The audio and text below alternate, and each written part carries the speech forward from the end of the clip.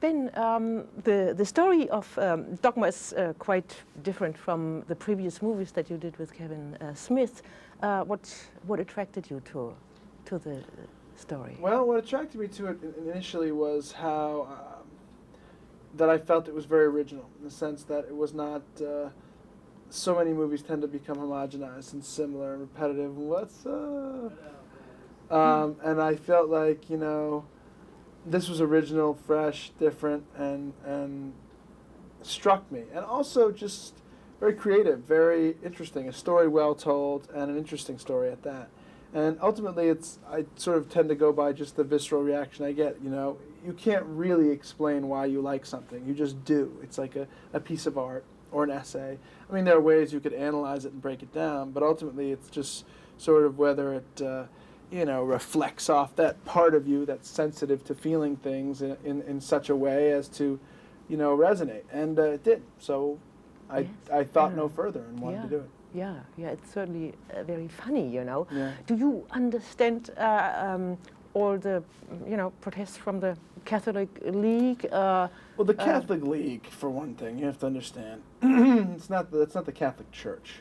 The Catholic Church is a worldwide organization that's, you know, billions of or millions of members strong. There may be a billion Catholics in the world, but, you know, the Church is quite a large, organized religion. The Church has no position on this movie, and I think understands that it's just a farce and a comedy, and frankly, beneath the attention of the Catholic Church, wisely understands it has more important things to attend to.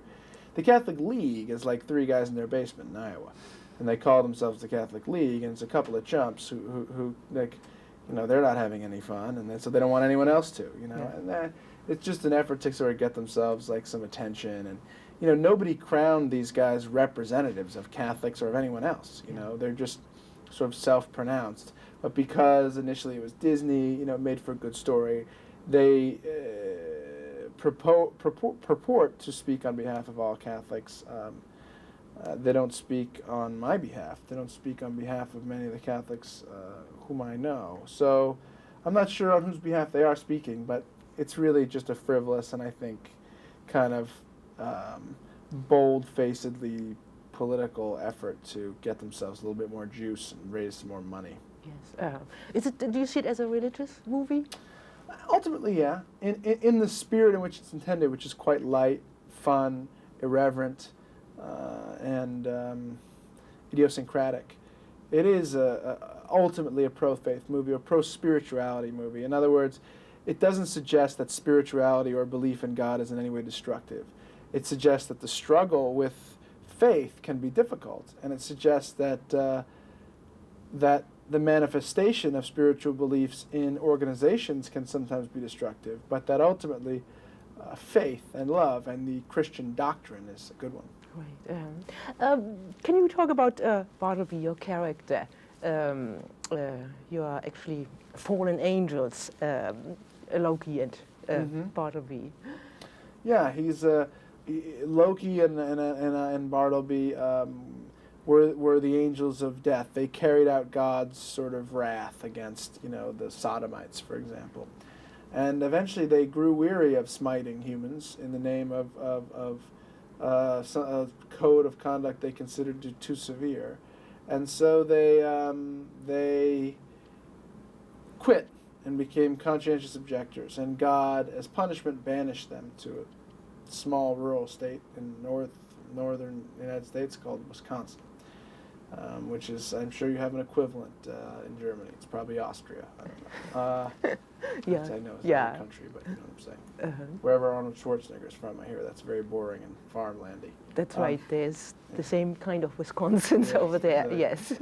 So, and so that's as punishment. But then I discover that through a loophole in Catholic dogma, there may be a way for us to return to heaven, and so we set about trying to do that, and then the voice of God appears to this woman in her bedroom and charges her with a holy mission to stop us. And there begins our adventure. Right. Good Will Hunting certainly opened doors for you, and you did some big budget movies, but you also have remained faithful to the independent course. Why do you look for this balance? Yeah, it's funny because you'd think it would be. I would think that would be more common, but not a lot of people do it, and I'm not sure why. Maybe they just want to make a lot of money as much as they can. I mean, there's plenty of money to be had in movies. I just like to do movies that I want to do. I can pay the rent. I have some money, so I don't have to worry and do jobs for money. So I'm afforded the real luxury of doing stuff that I believe in and like. And this movie, is a good example of that. Something that I thought would be really good and fun. No money, but a great, neat little movie that I could be proud of. And I suppose the drawback is if this movie is too edgy to do the kind of business that Armageddon does, then maybe they'll say, well, I don't know, if we should pay him X amount of money because his last movie didn't do what Armageddon did. It's an inexact science at best anyway, and frankly, I think you're better off erring on the side of your own taste rather than just trying to pick commercial movies. Right. What are your priorities at the moment? Writing, acting, looking maybe for a girlfriend, for relationships. My priorities right now tend to be more work-oriented, and I haven't had too much time to devote to relationships this year, and writing and acting and ostensibly maybe directing something, but right now it's mostly work.